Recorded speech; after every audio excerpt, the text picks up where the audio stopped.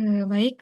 Assalamualaikum warahmatullahi wabarakatuh. Yang saya hormati Bapak Sigit Auliana, Eskom Mkom, selaku dosen pengampu mata kuliah Etika Profesi Bisnis, serta rekan-rekan semua yang menyaksikan video ini. Perkenalkan, saya Delia Rifanti dengan NIM 1402220047, Program Studi Sistem Informasi.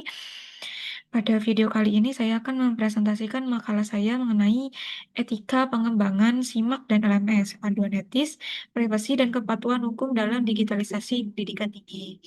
Baik, langsung saja kita masuk ke slide pertama. Transformasi digital kampus.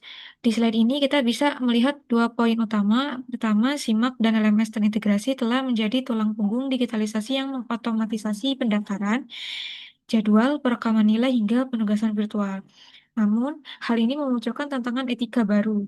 Ada kerentanan kompleks seperti kebocoran data nilai, ketidaksesuaian rekam akademik, hingga data scraping materi pengajaran yang menuntut adanya standarisasi moral bagi developer dan admin.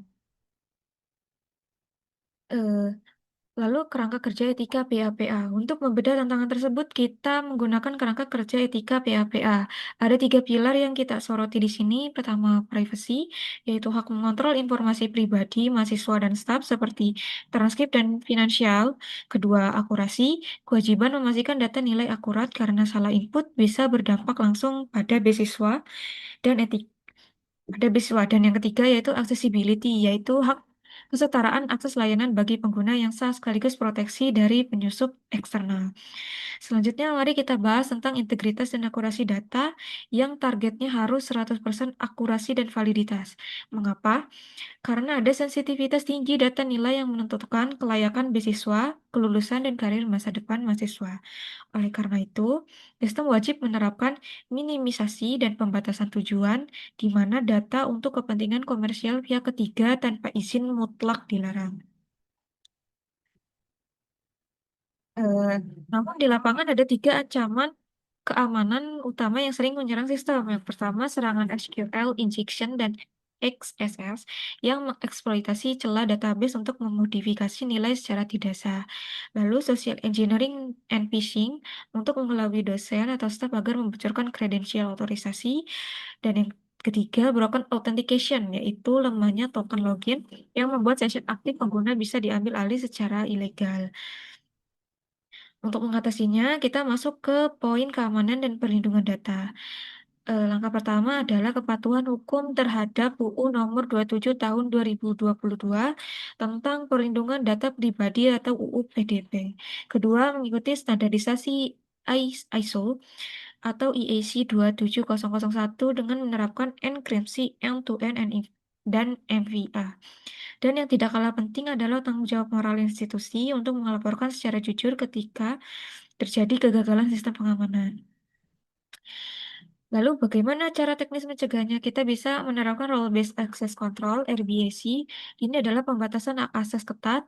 Mahasiswa cuma bisa lihat nilainya sendiri, dosen mengedit mata kuliah yang diampu, dan staf memproses keuangan terbatas. Selain itu, wajib ada monitoring pertahanan berlapis seperti kebijakan ganti password secara berkala, session timeout otomatis, dan penetration testing secara rutin. Lalu permasalahan data scraping. Masalah lain yang cukup serius adalah data scraping. Pertama, ada eksploitasi bot lewat web crawler ilegal yang memicu kejahatan identitas. Kedua, terjadi pelanggaran haki berupa penyalinan materi kuliah dan kuis dosen dari LMS tanpa izin. Solusi penjagaan teknisnya adalah dengan memasang verifikasi cap pintar, rate limiting, dan aturan sanksi yang tegas. Eh, Lalu slide selanjutnya integritas akademik digital. Di era digital, tantangan moral juga muncul berupa masalah integritas akademik. Contohnya adalah plagiarisme dan penulisan AI instan tanpa originalitas, serta perjudian dan kolaborasi ilegal saat menulis online. Solusinya, sistem harus mengimplementasikan deteksi Turnitin dan proctoring AI untuk melakukan pengawasan otomatis demi membangun budaya jujur. Nah, pada tabel matriks kematangan etika ini, kita bisa melihat perbandingan transformasinya.